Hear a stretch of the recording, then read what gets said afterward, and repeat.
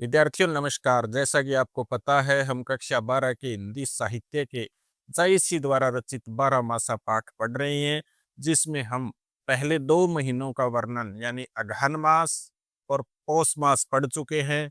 आज हम तीसरे मास में विरहणी की दशा का वर्णन पढ़ने जा रहे हैं, जो जायसी द्वारा किया गया है।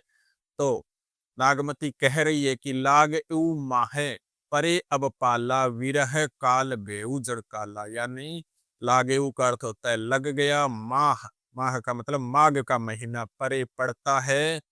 अब पाला यानी अब कड़ा जाड़ा, कठोर ठंड, विरह विछो यानी विरह का काल, काल का मतलब मृत्यु यानी मृत्यु के समान जो कष्ट देता है। बेऊ का मतलब हो गया, जड़ काला यानी बहुत कठोर शीत का काल।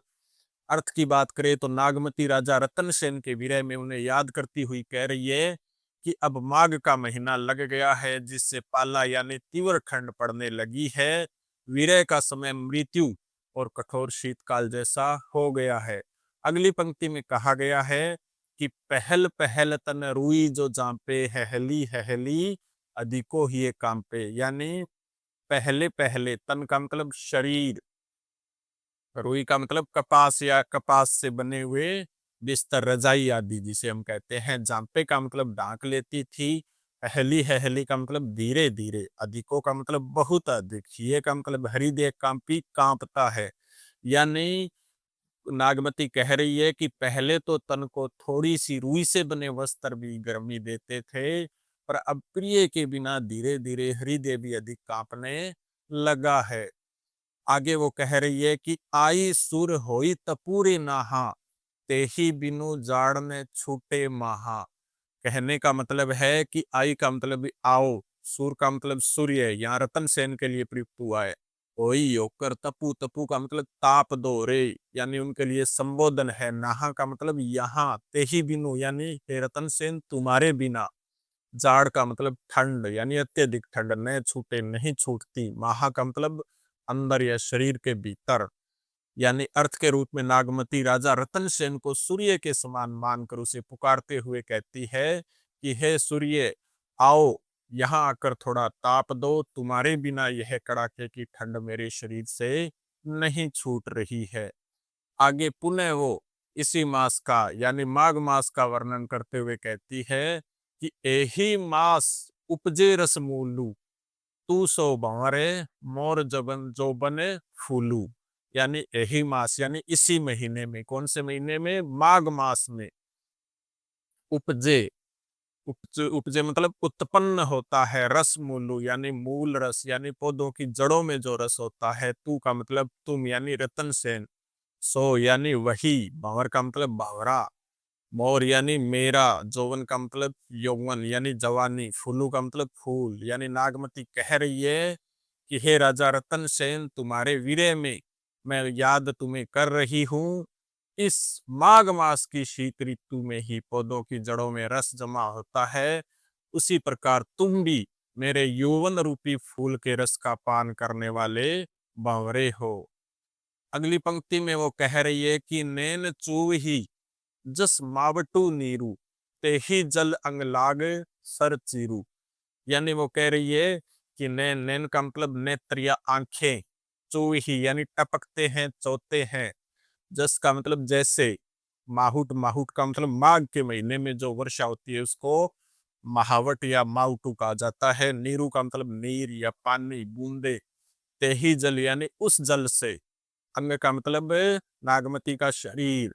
लाग यानी लगते ही, सर चीरू यानी बाण की तरह चीरने वाली ठंड। तो मतलब वो नागमती कह रही है कि जो हे प्रिय, विरह में मेरी आंखों से मावट यानी माघ के महीने की वर्षा के समान है जो बूंदे टपक रही है, वो मेरे शरीर को चीर देने वाली, तीर के समान चीर देने वाली है। जैसे टूट ही बूंद पर ही जस ओला, बिरह पवन हो ही मोरे जोला। टूट ही का मतलब टूटते हैं, बूंद मतलब बूंदे, पर ही पड़ते ही, जस जैसे ओला यानी ओले, विरह पवन, पवन का मतलब हवा, हो ही होकर, मारे यानी मारती है, जोला का मतलब झोंका या तेज थपेड़ा। यानी आंसू के गिरते ही वो जैसे ओले से टूट पड़ते हैं, विरह की हवा भी झोंके मारकर मुझे कष्ट देती है। अगली पंक्ति में पुनः नागमती कह रही है कि केहिक सिंगार को पहेरू पटोरा, गिये नहीं हार रही होई डोरा। यानी केहिक यानी किसका, सिंगार का मतलब श्रृंगार, कौन पहिरे यानी पहने, पटोरा मतलब मूल्यवान है, जो रेशमी वस्त्र जो महिलाएं अपने पति के लिए श्रृंगार के लिए पहनती है। गिये का मतलब गर्दन, नहीं नहीं का मतलब हार, हार का मतलब जो गले का हार होता है, रही होई रह गया है, डोरा यानी धागे के समान बिल्कुल पतली। तो नागमती अपने प्रिय के विरह में आतुर होकर कहती है कि हे प्रिय, अब मैं किसके लिए श्रृंगार पहनूं, गहने और वस्त्र सब बेकार है, मेरी गर्दन में हार भी नहीं टिकता, क्योंकि गर्दन भी धागा मात्र रह गई है। यानी तुम्हारे विरह में गर्दन भी धागे की भांति पतली हो गई है।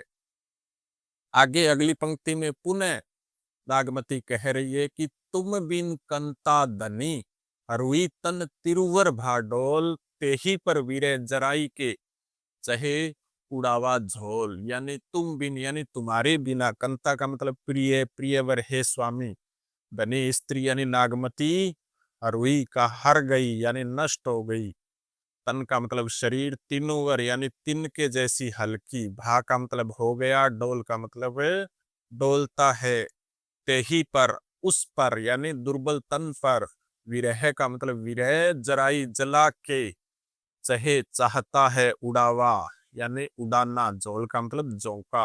नागमती प्रिय का पुनः स्मरण करते हुए कह रही है कि हे प्रिय, तुम्हारे बिना मेरा शरीर दुर्बल होकर तिनके जैसा हल्का व कांपता हुआ हो गया है। उस दुर्बल शरीर को विरह और भी जलाकर मानो हवा के झोंके के साथ उड़ाना चाहता है। तो ये था विद्यार्थियों माघ मास का वर्णन। तो वीडियो देखने के लिए धन्यवाद। इसे लाइक करें, शेयर करें और चैनल को सब्सक्राइब करें। वंदे मातरम।